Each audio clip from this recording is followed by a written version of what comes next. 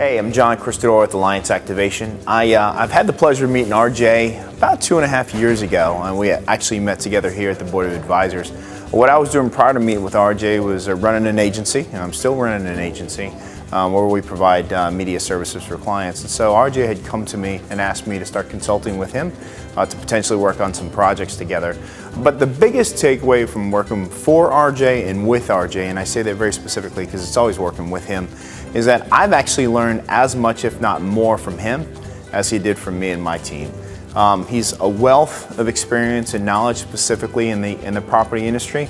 And again, my grandmother always told me, you build wealth with investments into property and real estate. And so again, while working for him, I actually learned a ton and put his practices into effect.